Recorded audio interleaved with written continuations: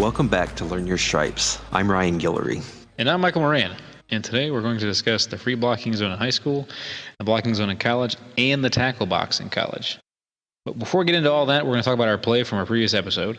And just to recap, we have 4:43 left in the second quarter. We have 2nd and 8 from the A39.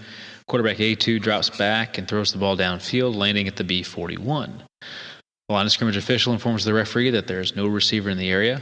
The referee determines that quarterback A2, who remained in the tackle box, was not under duress. And again, we asked our audience if you have a foul, what the enforcement would be, if there is a foul. Is it different from high school and college, and our usual down, distance, and game clock status and play clock status?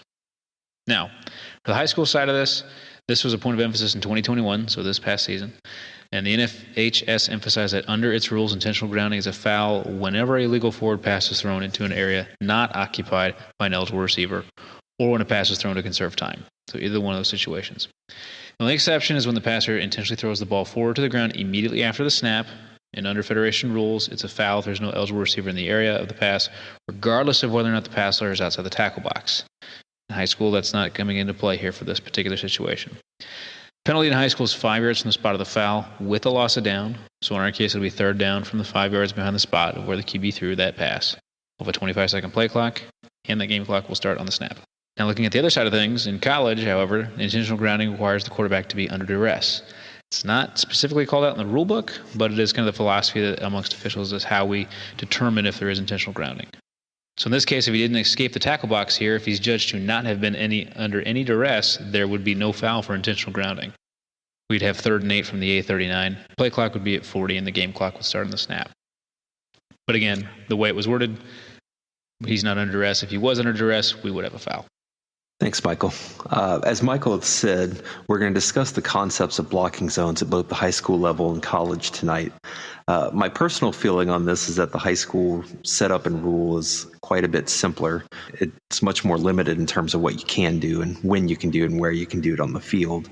I suspect that college may be moving there at some point, but obviously I don't have input there or any sort of special knowledge. It's just, it seems like every couple years it becomes more and more restricted where you can block below the waist, if at all, how you have to do it. And it keeps getting funneled down to the point to where it seems on the horizon we'll get to the point where it's just blocking below the waist it just isn't an option anymore at some point. But for now, though, it is. So let's talk about those blocking zones, and starting with high school. In high school, you could look at Rule 217, where the free blocking zone is defined. What that does is it tells us that the free blocking zone, it's a rectangular area extending laterally 4 yards either side of the spot of the snap and 3 yards behind each line of scrimmage. A player is in the free blocking zone when any part of his body is in the zone at the snap. Now, I'm not sure why the high school rule sets it as 4 yards laterally each side of the spot of the snap, but that's what it says in high school. We'll talk about it in a minute. And the tackle boxing or the blocking zone in college and the tackle box as well. Both are 5 yards from the college spot players of the are snap. bigger, that's why. Yeah, I mean, I guess they're a couple years older. Now, if you can visually see while officiating where 4 yards ends and 5 yards ends and differentiate between those two, you're better than I am. Amen. We're largely we're just looking for where those linemen end on the line of scrimmage. But getting back to high school, Rule 217 goes through the free blocking zone. We just defined how it's delineated on the field. Again, 4 yards either side of the spot of the snap, 3 yards behind each line of scrimmage. And a player is considered to be in the free blocking zone when any part of his body is in the zone at the snap. Now, in the free blocking zone, this is the only spot on the field where blocking below the waist is permitted, but certain conditions have to be met. First, all players involved in such blocking below the waist have to be on the line of scrimmage and in the zone at the snap. The contact that occurs has to take place within the zone. And then the block has to be an immediate initial action following the snap. That's something that was new this season. So the emphasis was if an offensive lineman wants to block below the waist, it has to be an initial charge off of the snap. They can't stand up straight and then dive for the a block at the knees or so on the defensive lineman. It is ball is snapped, that offensive lineman fires off, gets below the waist. I think that's a safety thing they're looking for. They don't want him to bait the defender Right. in and then take out knees. Right, right. Yeah, it makes sense. And part of it too, like you said, it's there's has to be some expectation, right? So if you're a defensive lineman, you obviously hate being blocked below the waist and hate the whole concept, but you can anticipate it happening at the snap. But if it doesn't happen immediately with the snap, then your guard is probably down a little bit, thinking, hey, I'm not getting blocked below the waist on this play. So if it comes all of a sudden, it is a safety issue because you're not expecting it, 2 seconds after the snap or, after the lineman's taken several steps backwards. So that's blocking below the waist. Now, in the free blocking zone, blocking in the back is permitted, but again, certain conditions have to be met. Blocking in the back can take place by an offensive lineman who's on the line of scrimmage and in the zone at the snap. It can be done against defensive players who are in the zone at the snap, and the contact has to occur within the free blocking zone. Now, the free blocking zone disintegrates, and the exception for an offensive lineman to block in the back is not to continue once the ball has left the zone. There's a few different concepts at issue here. One of those is that if the offense is working out of the shotgun, that by the time the ball gets back to the quarterback, that's usually going to take place about 4 or 5 yards behind the line of scrimmage. So in a shotgun offense, that blocking zone disintegrates awfully quickly. Once that quarterback has the ball, free blocking zone's gone. Or if you have a running back, the sweep or something, once you get outside of that 4 yards, laterally each side of the ball, once you're outside of that, once you're outside of that, that free blocking zone is gone. So the permission that you have to block below the waist, again, although that's an initial charge, but to block in the back or the sort, that's gone once either of those things happens. So in short, at this point in time, blocking below the waist has been almost entirely eliminated from the high school game. Blocking in the back, it's very limited. Now, obviously, this doesn't apply if you're trying to tackle a runner. You can tackle a runner low, right? So that's not considered a block below the waist. You can tackle them, near the feet or whatever, if that's what it takes. You can tackle them from behind, so it's not a block in the back or a clip there if you're tackling the runner. And finally, if there's a loose ball, you can block in the back, if players are going for the loose ball there. Obviously, there's a safety issue there, so there's a judgment call sometimes as to intent. But those are sort of the limited exceptions to where a block below the waist or a block in the back can take place in the field when you've got a loose ball or a ball carrier who's being tackled. But the high school rules I find to be awfully simple, just because it's very limited what you can do here. The college rules, a little bit more complex. Again, I think we're moving towards eliminating these things altogether, but for now it's a little bit more complex. And so since that's more complex than the high school rule, that's why we're going to have Michael handle that, not me. So Michael He gives the blocking zone to the field judge. Okay. There's a little bit that comes into play at my position on Saturdays.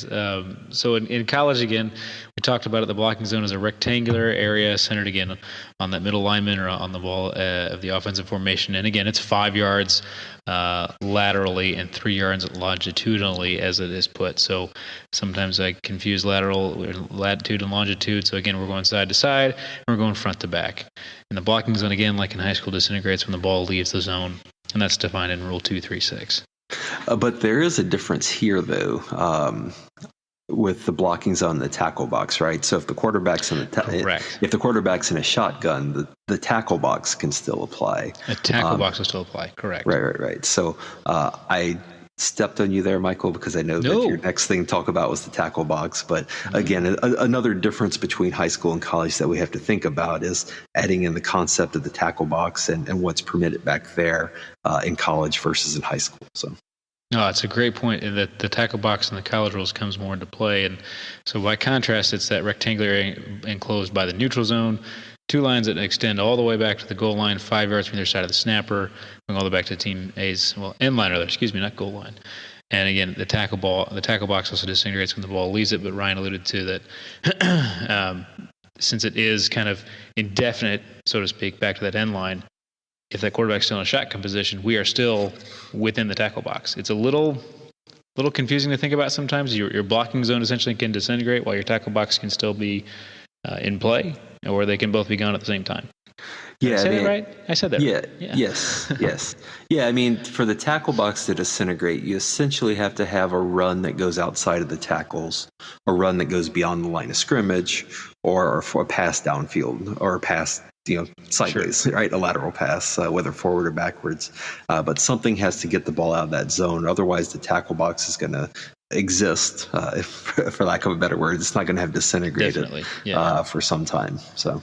And a lot of folks are thinking, okay, why does the tackle box matter? What's so big? And again, going from Friday to Saturday, there's a bit of difference. And even if you're watching a lot of football on Sundays, the main concern we're looking for is that intentional grounding foul, right? That's our primary foul that we're trying to establish if it happened. So in college, like we alluded to from our question earlier in the episode, it's not a foul for intentional grounding if the passer is or has been outside of that tackle box and throws the ball so that it crosses and lands beyond the neutral zone. And this only applies to the player who controls the snap or the first backward pass and doesn't relinquish possession to another player. So you couldn't have a halfback pass that is then thrown away because that halfback is the second player to get the ball there. It has to be essentially the primary. So if we had a wildcat formation, that first player to receive that snap, he's fair game to throw that ball away, should that be the case. So, and again, that's one thing for us on Friday nights. You might hear it from the stands or, maybe from your sideline about, he's outside the tackle box.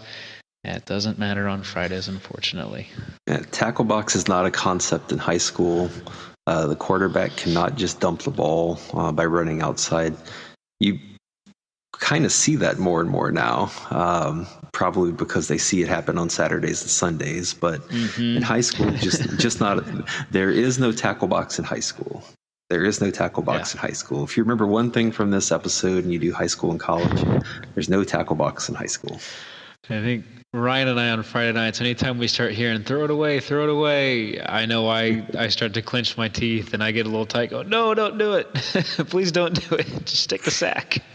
Well, it's good for us, though, because it gets our antenna up to start looking for a receiver in the area, right? Correct. So if you start hearing that and you see a resulting throwing it away, I'd better have somebody with that same color jersey somewhere near there, or else we're going to have a problem. Right. And again, that goes back to what we talked about in previous episodes, good communication with your referee there. If you have that play come along, again, we're looking for somebody to be there. And, I'd say you can be rather lenient. I think, Ryan, remind me of some of the mechanics we talk about, or philosophies we talk about, or we get about 5 yards and then 7 if they're coming back to the ball, correct? Yeah, that's right. It's 5 and 7. 7 if there's movement and coming back towards the ball. I think we can also give 7 if there's a receiver moving, the quarterback's rolling or something. So we'll give them a little bit more leeway there. But it's got to be pretty darn close, right? It's not one of those, there's a receiver 20 yards away, so so we're going to give it to him. Yeah, we try to help him out as much as we can, but at the end of the day, it's got to be a good, like a better term, the old college try. It doesn't really work for high school, but you know what I mean. Right. So jumping into blocking below the waist on the college side, we kind of went down a rabbit hole there. I agree with Ryan. I think the high school rule is a little more straightforward, and hopefully someday we get closer there. But for now, it is what it is. So we're going to talk about teammate possession, or the teammate having the ball prior to any sort of change of possession. So linemen with an initial position inside the tackle box, or completely rather, inside the tackle box, may legally block below the waist inside that tackle box until the ball leaves the tackle box, as we talked about. All other teammate players are allowed to block below the waist only if the force is from the front, and we talk about the front being the kind of 10 and 2. So within the field of vision of the defender, that way they are able to kind of see it and have a chance to protect themselves. And there are 3 big exceptions with the college rule. I think those of you that work college, it's always good to refresh yourself with these exceptions. Once every other week, just especially if you're a wing, you're going to be seeing that with receivers a lot is where it comes into play. So the first exception is teammate players may not block below the waist when the block occurs more than 5 yards beyond the neutral zone. So I, as a deep wing, when I take my pre-snap read there, I'm trying to get an idea of where that 5 yards is. If we're snapping at the 40, we can see the 35. It's pretty easy. But if you're snapping at the 42, then it's the 37, and you're trying to mark all that. Some guys are very good at seeing that 5 yards and feeling it. I still have to develop that. So that's the first part. The second exception is players outside the tackle box at the snap or any time after the snap or in motion at the snap. So kind of three separate keys there. If they have one of those criteria, they may not block below the waist towards the original position of the ball. And this was a concept that I kind of struggled with initially, but after a quality presentation by our friend Steve Martin, who was previously on the show, it gave me some good insight as to kind of that initial direction. So you're looking for kind of that, that player coming back, that crack back block, they can't go low, or if receiver's out there and a player, maybe we have a toss play coming out to one side, the receiver goes back in and blocks low. That's what we're talking about when we say back towards the original position of the ball. Then the third exception is once the ball has left the tackle box, a player may not block below the waist towards their own end line. And the easiest way I could illustrate this is if a quarterback is standing in the pocket, play breaks down, let's say he rolls to his right, and then again starts to come back across the field to his left, a lot of times you will see some of those linemen that have kind of hung around from their initial position there block back low on a defender, and a lot of times it is towards their own end line because they're trying to freeze that quarterback and give them some space and buy him some time. That's kind of the common one there. So all three of those exceptions there, it's an instance where you're not allowed to block below the waist. And again, this is in Rule 916. Ryan, what are your thoughts? The part of that that's hardest for me on the line of scrimmage is the 5 yards. Because I've gotten myself in trouble with it a couple of times, or just had some struggles, particularly on screen passes or backward passes where I'm moving back into the backfield, and then this block occurs downfield. But the best advice I got was get the flag down, try to get your spot, and then after the play, if somebody else has information, either you check with, thinking through where the line of scrimmage was to start with, or somebody can come in and give you that information and work through it together. This is one where I've been told that there's no shame in picking up the flag here and waving it off if you throw it and then learn it was 4.5 yards downfield, not 5. So by rule, it's legal. Away from the snap is fairly easy. The whole concept of 10 and 2, it just kind of makes sense, right? There's none of this from behind. Obviously, you would have clipping come into play there potentially, or we don't want blocks from the side. That's where bad stuff happens with knees and hips and bones and other stuff. So part of the idea is that we don't want it there. It's sort of, again, we talked about this with the high school rule, right? You want the defender to be able to anticipate or somehow protect themselves here. That's the whole idea.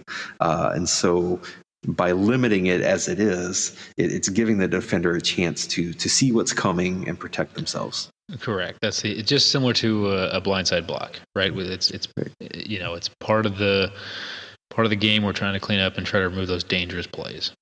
I think, I've worked a couple games. Obviously, I work Friday nights at line of scrimmage. I've worked a couple Saturday games at line of scrimmage. And by the time I have to start going, okay, this is 3 yards for ineligible downfield. This is 5 yards for blocking. And we're going 6 yards for a first down, right? There's a lot of math going on, I think, as a line of scrimmage guy. And if you can think on your feet quickly, it's definitely a place to be and you can have a lot of fun. But I would like to see some changes just because, we've talked about it enough. But it just, to make our lives a little easier, I wouldn't be too opposed to that. So, fun fact, though, I think we wanted to note here, too, a horse collar tackle in college, there's not a foul when it's committed against a ball carrier and including a passer when they're inside that tackle box. That's a fun little tidbit. So if you get that quarterback standing there and he gets pulled down by the back, there's no foul for that in college. Right. You will probably have at least half of the coaching staff on your sideline yelling if they see that happen to their quarterback, as with 90+% of the fans of that team yelling for the horse collar tackle. Right. But that is one I did not know that early on, and I learned it early on just because it seems like such an oddity to me, right? I'm just used to if you see the horse collar, that's a foul. But that's an exception to the rule from that running back or the quarterback and still in the tackle box there. So just be mindful. I think the best way that I heard college rules described once is that the college rule, high school, you learn what the rules are, and college, it's what the exceptions are to every single rule. That's so true. And so here's your exception to horse collar tackle, right? And it's That's tackle box, not blocking zone. That's that tackle box that extends all the way back to their own end line. So Great point. Great point. Just something to be mindful of. So that's a good overview of blocking below the waist at the college level. We'll discuss some more with some specific examples in a moment. But I want to talk about clipping now. If we look at Rule 2.5, clipping is prohibited, and it's defined as contact at or below the waist when the initial force is from behind. We talked about the dangers of certain plays, blocking below the waist. Obviously, a block below the waist that comes from behind is certainly something that you're not going to be able to protect yourself from or see coming. Of course, as with everything else, there's exceptions. So the exceptions in college to clipping is that offensive players who are on the line of scrimmage at the snap within the zone legally may clip in the blocking zone, subject to certain restrictions. First, a player in the blocking zone cannot block an opponent with the force of the initial contact from behind and at or below the knee. So although in the blocking zone you could clip, it would have to be up near the waist, right? We want that above the knee. It could be in the back, but not at or below the knee. Second, a player who's on the line of scrimmage within the blocking zone cannot leave the zone and return and legally clip, right? So once you've left the blocking zone, even if the ball has not left it, the blocking zone is not disintegrated, you can't go outside of it and come back in and clip. And finally, no player can violate Rule 916, the blocking below the waist rules that we discussed. But as we already discussed, the blocking zone disintegrates when the ball leaves the zone. So the limited amount of clipping that can be done can't occur once the ball has left the zone and that blocking zone is disintegrated. And you can look at Rule 915 for some more information here. And I don't think we don't see clipping a ton. No. Anymore. I think it's been so well reviewed, and the techniques aren't taught that way anymore. And I think if you're working a game and you saw a block low like that, I think you're almost always going to be supported in throwing a flag. Yeah. The rule talks about the knee, and if you're in doubt, put a flag down, right, Ryan? I mean, safety fouls are of utmost importance. Yeah, safety fouls, when in doubt, get the flag down. Now, the flip side of that, we've talked about this in the past with communication. If you throw a safety foul or any foul and another official has information that says, hey, that was a legal play, I saw this, this, and this, and they can come in and give you information and come in and help your crew out, help your crewmate, give them information that might change that. But if you see a definite safety foul or something that's right there at the line, get a flag down. Clipping's a big deal. Like Michael said, we don't see it much. It's largely something that I think doesn't get taught, or I also think it's one of those aspects of the game where you don't want to do it to the other team because you don't want them to do it to your teammates or to you, right? Like retaliation in baseball. Yeah. Yeah. We watched enough football that if something dirty happens from one team to you, your team probably is going to try to do something at some point in time too. And that's part of what we've talked about before with preventive officiating, right? We want to get in, stop things early. If we can get it with a talk to, great, so much the better. If it takes a flag, it takes a flag. But if you let something dangerous or something potentially dangerous go, that's where retaliation comes in. And but there's also, I don't know if it's an unwritten rule, but certain things you don't want to have happen to your team, so you don't do it to the other team as well. Sure. And I think clipping's one of those for certain. That's clipping. So again, that's a low block from behind. Blocking in the back, of course, would be a block, as it says in the name, a block in the back, so above the waist. Right. A block in the back that occurs other than against the ball carrier is illegal, but as with everything else, there's exceptions. So the exceptions, once again, offensive players on the line of scrimmage at the snap who are within the blocking zone can legally block in the back, subject to certain restrictions. And those restrictions are that a player on the line of scrimmage within the blocking zone cannot leave the zone, return, and block in the back. And that blocking zone, of course, disintegrates once the ball leaves the zone. So that's a very small, limited area where blocking in the back can occur in the field. But again, the exception there, as with everything else, is against the ball carrier, right? So you can tackle the ball carrier by pushing him in the back. above the waist if that gets him down. So here you can look at Rule 916. As Michael said, I think like high school, the college rules seem to be trending toward eliminating blocking from below the waist altogether. Blocking in the back, who knows what's going to happen in the blocking zone or anything there. But we're so restricted now in blocking below the waist in college. That 5-yard belt away from the ball between 10 and 2 if you're outside of the blocking zone at the snap. It just seems to be becoming more and more restricted, and it seems like we're not going to be terribly far from that being done away with altogether, but it's not there yet. So the rules are what they are, and we're going to enforce those and be mindful of those until they tell us next time what the rules have been changed to. Yeah, and because of those injuries, that we're looking at now. I mean, you look at like the horse collar tackle being implemented several years ago. That's why these are the way they are, right? Clipping's much more dangerous than a block in the back. That's why it's a 15-yard penalty and not a 10-yard penalty. So obviously the thing we highlighted on that people don't think about a lot, clipping and blocking the back, of course, are allowed against the runner. I suppose a block in the back is going to look more like a shove, out of bounds or right. Shove to the ground. But the other thing to be mindful of is a defensive player who's engaged in doing a spin move, turning their back to that blocker. He's kind of given himself up. So obviously if he were to spin and the lineman were to push him to the ground with hands in the back, that's legal because, first of all, we're in the blocking zone, and two, he's committed himself and given his back to the offensive lineman. So it can look a little weird, but it's clean. Yeah, and I've heard officials say, and I'm sort of the same mind here with a block in the back, because again, we're not talking about a clip or something that's a 15-yard major foul there. With a block in the back, if I don't see the whole block, I'm probably not getting a flag down on that, right?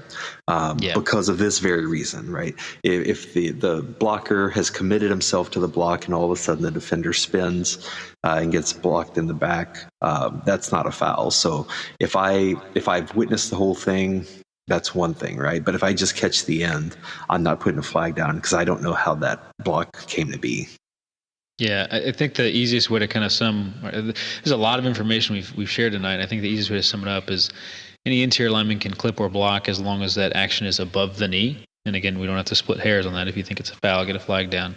However, if that action is below the knee, it's obviously a foul. So those linemen have to be on the line within the blocking zone at the snap. They can't leave it in return. I think that's probably the cleanest way we can summarize it. Right. Backs, of course, and non-linemen, of course, we can't have them clip or they can't block from behind. They have their own kind of special restrictions and laying out. I think Ryan, you said we were going to talk about some plays earlier. Do we have a couple here we want to go through, or going to wait till later?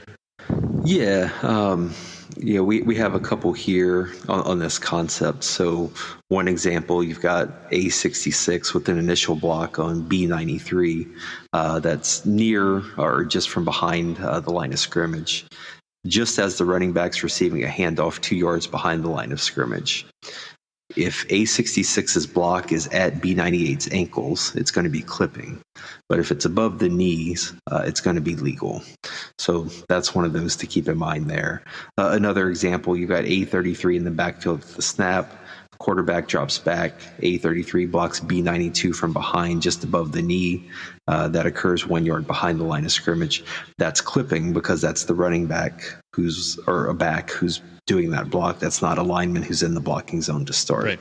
One of the other exceptions that we talked about is that defenders can push an opponent in the back above the waist if they're trying to get to a runner, and players from both teams can do so to get to a loose ball. So we talked about that with high school. Again, same idea in college there. But we've talked a lot about clipping. We've talked about blocking below the waist, which, like clipping, is a 15-yard personal foul. Michael, do you want to go into, we've talked about some of the restrictions here. All blocking below the waist, except against the ball carrier, is illegal after a change of possession or on a down that involves a legal kick, whether scrimmage or free kick, and beyond 5 yards of the neutral zone. The kick part there, I think, is very important. We haven't talked about that yet tonight. Yeah. And this is something that I've found myself sometimes struggling with too. Not a lot, but a lot of times you're in a fourth down and team's coming out to punt. Okay, your antenna should go up right away because the college release was changed to any down involving a legal kick. So that doesn't mean the kick might happen right away. The potential punter may run around for a bit and then kick the ball. So hypothetically, if you saw a low block and then you had a kick, you would have to kind of bank that and get a foul down. So a lot of times, though, in that situation, I've had one or two this year where, the ball snapped, low block occurs, ball's kicked.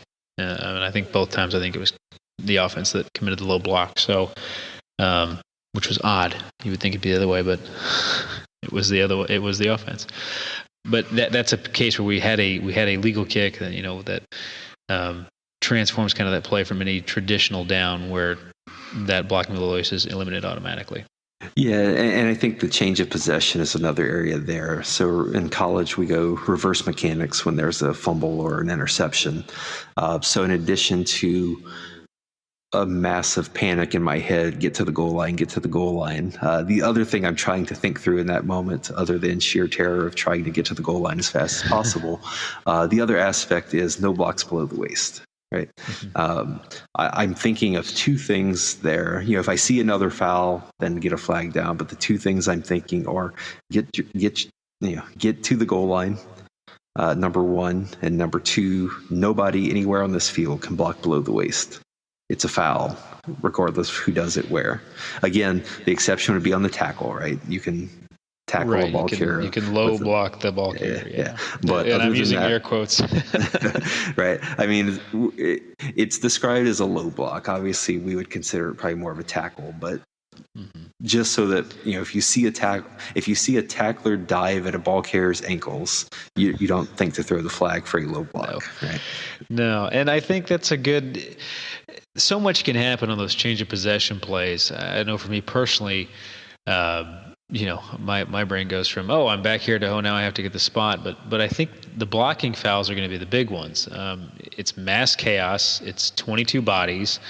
And I think we could do a whole episode on change of possession and breaking down positions, either high school or college. But I think the thing to think about the most is you have a lot of players on the offensive side of the ball who are trying to make tackles who normally don't make tackles. And you've got defensive players trying to make blocks and normally don't make blocks. And it's going to be just nasty. So my radar usually goes up for blocks below the waist and blindside blocks because everybody's trying to hit and trying to sadly have that Sports Center moment, I think, and those are the plays we're trying to get out of the game. So. Easily, right? I mean, that's part of why on change of possessions, the quarterback gets extra protection, just because years ago it became common for defensive ends and tackles to go and just try to blow up a quarterback who might be 50 yards away from the ball at the time, right? Just not part of the game, not a sporting action. And so there's certain extra protections there. But on change of possessions, radars have to go up for the dirt. I don't want to say the dirty stuff. I don't know that dirty is the right term. Dangerous stuff would be a more appropriate D word. Dangerous. Not necessarily dirty, dangerous there, right? So in short, I know we've said this a few times, but to try to sum up and synthesize what we've talked about, Team A players who are on the line of scrimmage within the tackle box at the snap can block low in any direction until they or the ball leaves the box. Otherwise, the Team A block has to be from the front, so between 10 and 2, away from the original position of the ball and within 5 yards of the line of scrimmage. When the ball is left the tackle box, a player cannot block below the waist back toward their own end line. Michael talked about that a little while ago. And here, for philosophy, when in doubt, the ball is deemed not to have left the tackle box. So if we see a block below the waist toward the end line, and we're not sure if the ball has left the tackle box, then when in doubt, it's not left the tackle box. So that would be a legal block in that scenario. Flipping sides of the ball now, a block below the waist by the defense must be directed from the front and has to take place within 5 yards of the neutral zone extended from sideline to sideline. That's the defensive blocking zone, right? So let's throw another concept in here. We have the blocking zone we've talked about on offense. Let's talk about the defensive blocking zone. It doesn't extend 5 yards laterally to the ball. It's within 5 yards of the neutral zone from sideline to sideline, the defensive blocking zone. Such a low block can't occur against an eligible Team A receiver who's in position to receive a backward pass or against an Team A pass receiver beyond the neutral zone unless the defender is attempting to get to the ball or the ball carrier. That restriction ends when a legal forward pass is no longer possible by rule. Blocking below the waist, as we've discussed, is illegal during scrimmage kick plays, free kick plays, and after a change of team possession. So we're going to go through a few examples of these various types of plays to try to give a couple of notes as to what's legal and what's not. So for that, I'm going to give it back to Michael. Sure, and I'll try to keep them somewhat slim because I know we're on audio. Maybe someday we'll have a video and do a whiteboard, but we'll just go through a couple.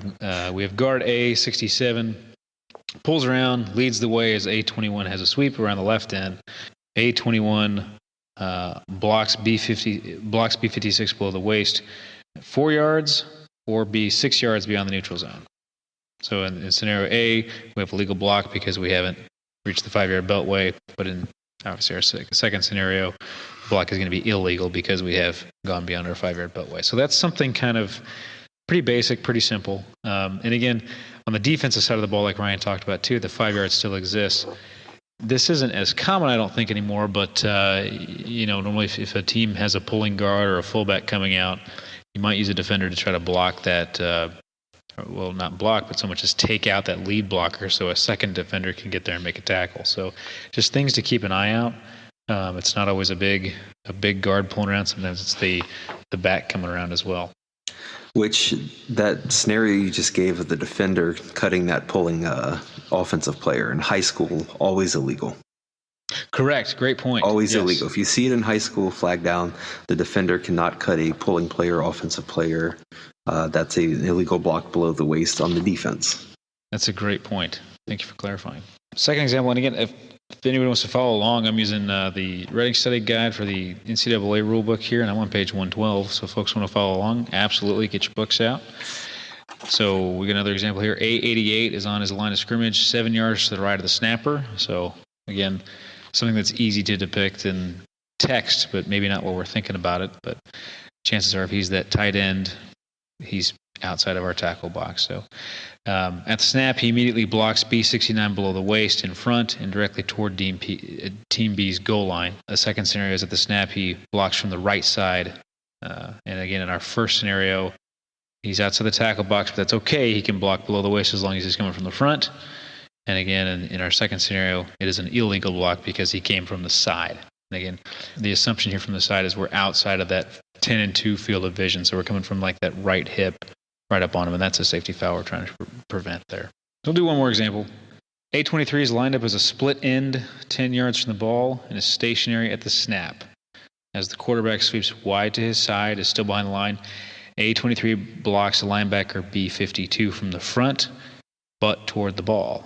So if the block is above the waist, it may be legal. If the block is below the waist, it is going to be illegal because that is back towards the original position of the ball. And the easiest way to kind of highlight this, again, I know we're on audio only, you have that wide receiver coming out. Again, we're 10, 12 yards out. If he's coming back towards that linebacker, he's coming back towards where that ball was originally placed. And anytime he's coming back that way, again, he's going that opposite direction, the opposite flow of momentum of the play. The antenna should be up, eyes on that player, and see what he's going to do. Michael, since we talked about the defensive blocking zone just now, I'm going to go through just one example of that from the Reading Study Guide. So one of the examples that he gives is on an option play.